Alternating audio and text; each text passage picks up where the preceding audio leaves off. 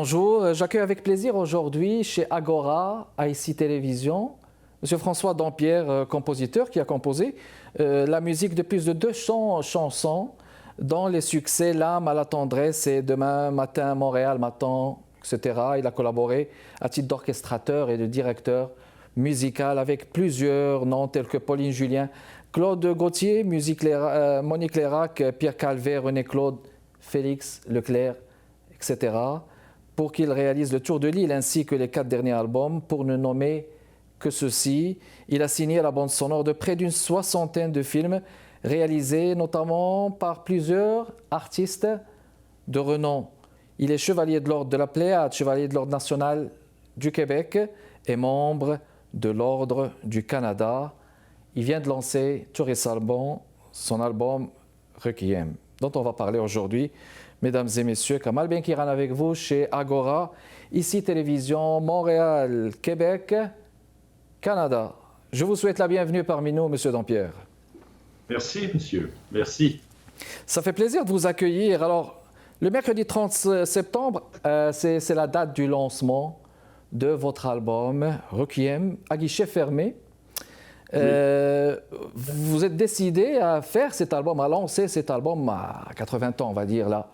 Oui. Et puis, c'est quoi la finalité? Est-ce que ça a été un projet reporté dans le fond, M. Dampierre? Écoutez, c'est une histoire intéressante parce que, bon, d'une part, j'avais depuis une soixantaine d'années le goût d'écrire un requiem pour une raison très simple, c'est que j'ai été pendant toute ma jeunesse organiste dans des églises en fait, et j'ai eu l'occasion de chanter et d'assister à des messes de funérailles jusqu'à 3 fois par semaine. Hein. Donc j'ai connu beaucoup ce texte-là, le texte du Requiem en latin, parce que c'était des messes que nous chantions en latin à cette époque-là.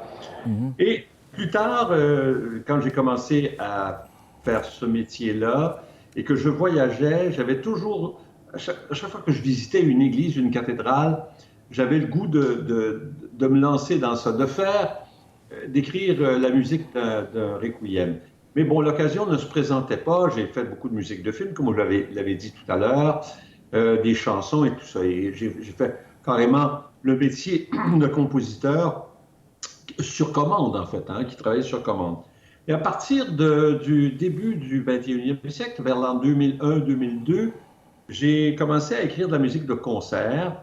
Et d'une affaire à l'autre, j'ai fait un projet avec un jeune chef d'orchestre, très doué d'ailleurs, Francis Chouanière, qui, à la suite de ce projet-là, au terme de ce projet-là, m'a dit, de but en blanc, ça tout à fait par hasard, pourquoi vous ne m'écrivez pas un requiem?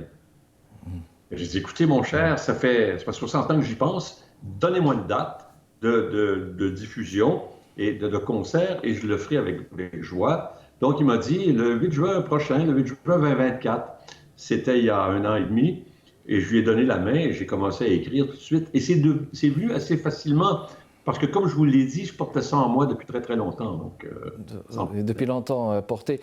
Puis vous avez décidé de faire justement de votre requiem une trame musicale cinématographique. C'est-à-dire que c'est pas tout à fait comme ça, mais c'est comme, c'est pas comme ça que j'ai décidé de la faire, mais c'est comme ça que c'est arrivé, parce que plus je lisais le texte, plus je me disais que ça ressemblait à un scénario de cinéma presque. Ce sont les textes bibliques sont souvent métaphoriques, et puis il y a et ça rapproche de l'image. Et étant donné que j'ai fait moi-même des musiques de films, beaucoup, c'était mon métier, c'est dans mon ADN, si je peux dire, mon ADN artistique. Les images sont venues. Et puis, c'est devenu, par hasard, enfin, par ce hasard-là, une trame cinématographique ou presque, une trame musicale. Très bien. Puis, en guise de premier extrait, il y a un extrait, vous proposez une Paradisum, un chant cérémonial habituellement absent des cérémonies funèbres, normalement. Pour quelle raison, justement? C'est ce qui termine, en fait, le Requiem. C'est ce qui termine, OK. La trame normale. Et le In Paradisum qu'on retrouve chez certains compositeurs provient d'un texte qui est chanté traditionnellement, comme vous l'avez dit, sur le parvis de l'église, à la fin des funérailles. Hein, à la fin, c'est terminé, c'est comme un adieu au défunt, un adieu définitif, un adieu qui se veut, que moi j'ai conçu en tout cas comme quelque chose de plein d'espoir. J'en ai fait une chanson, carrément une chanson, parce que c'est comme un au revoir, c'est comme un sing-along, et c'est pas du tout triste en fait, c'est à la prochaine, c'est un peu ça que ça dit. OK. Alors, bon, l'écriture de Requiem porte, comme vous dites, inévitablement sur une grande réflexion là. J'ose présumer que c'est une réflexion spirituelle, mais encore, comment est-ce que vous projetez cette réflexion, Monsieur Dampierre? Est-ce que c'est une réflexion, on va dire, existentielle ou juste purement spirituelle que vous avez voulu projeter de manière originale, aussi d'après votre sensibilité artistique musicale? Écoutez, je suis un homme du 21e siècle, du 20e et du 21e siècle, donc j'ai eu une réflexion qui a rapport à ce temps-là, et qui n'est pas du tout la même réflexion que Mozart a pu avoir, ou que d'autres compositeurs, Verdi par exemple, ou Fauré, qui ont écrit des requiems, et d'autres aussi. Je suis quelqu'un de mon temps, et j'ai eu une réflexion qui est peut-être plus proche de l'humain que, bon, ça reste une aventure de réflexion mystique, mais avec la vision de quelqu'un qui vit maintenant, donc à travers ses préoccupations. Et je pense que ça s'entend dans ce que j'ai fait. J'ai par exemple, je vous donne le dièse iré et chuchoter, c'est carrément une parole du diable, et j'ai utilisé une espèce d'inspiration rap pour exprimer ces paroles-là, pour donner la teinte musicale au dièse iré. Très bien, parfait. On va faire une pause, mesdames et messieurs. On revient dans les prochaines minutes. Agora, chez ICI Télévision, j'accueille François Dampierre, mesdames et messieurs, compositeur de renommée, qui a lancé dernièrement l'album Requiem, son tout récent. On va vous revenir dans les prochaines minutes pour continuer cette conversation. À tout de suite.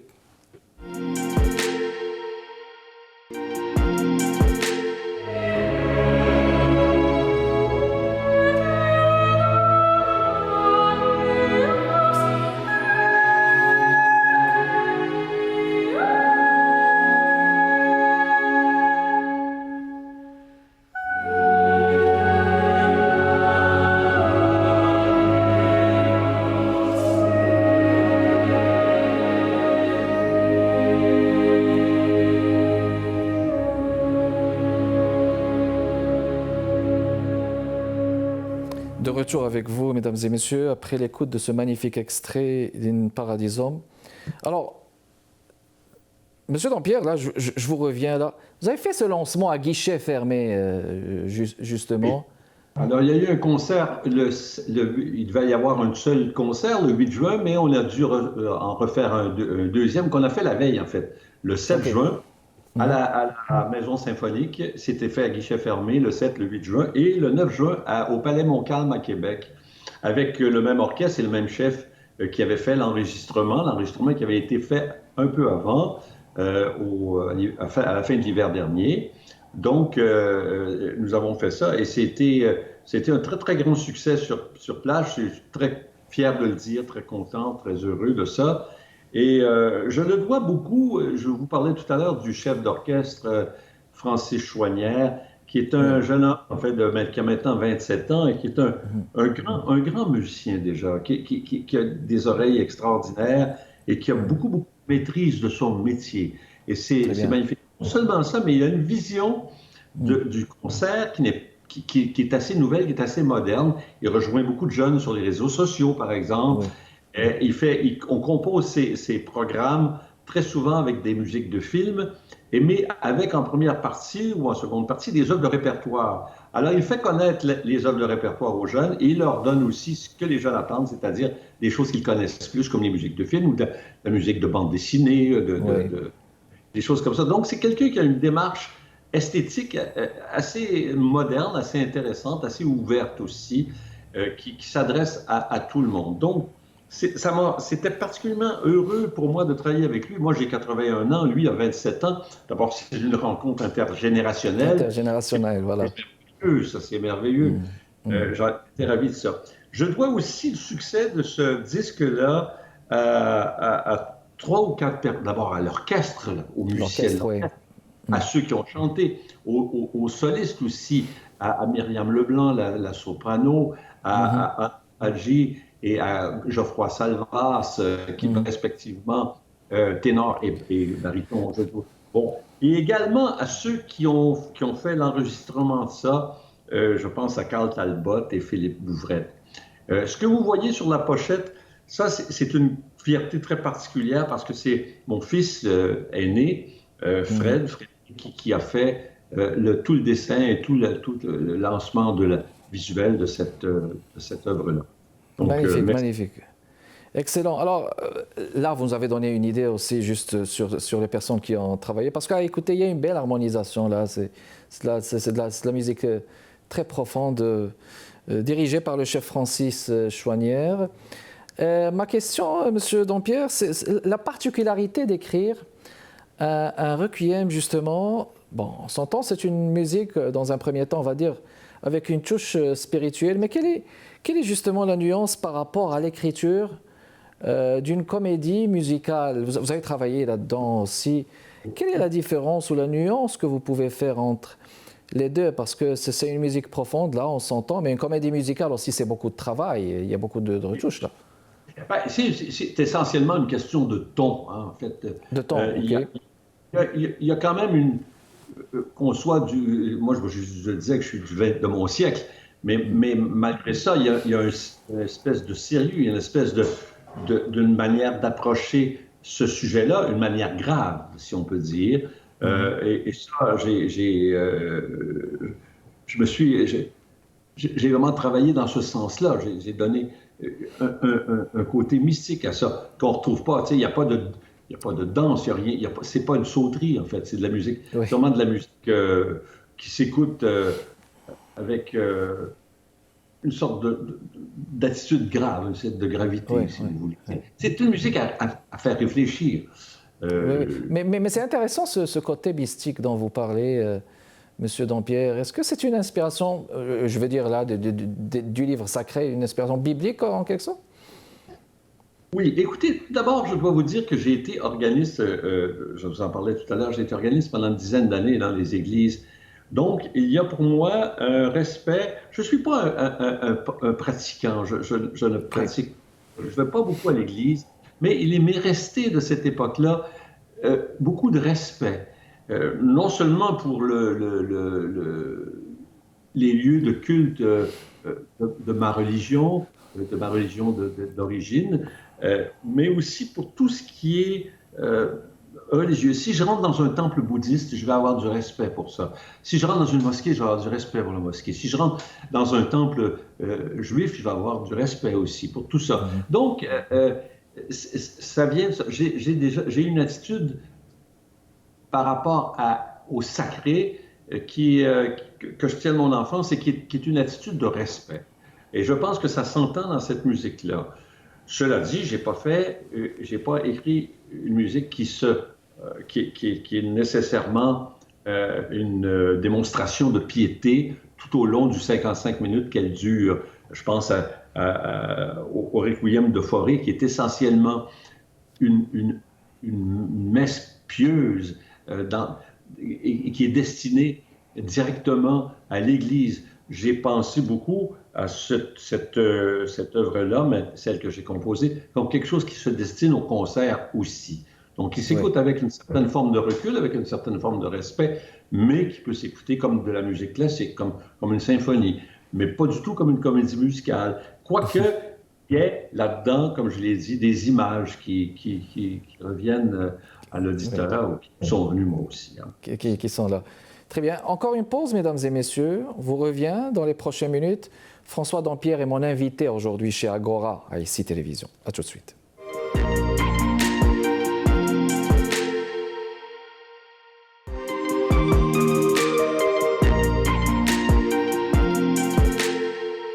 De retour retour avec vous, mesdames et messieurs, chez Agora, ici Télévision. J'accueille François Dampierre, compositeur, à l'occasion justement du lancement de son tout dernier album, Requiem. Je vous fais écouter cet extrait, mesdames et messieurs. Je vous reviens.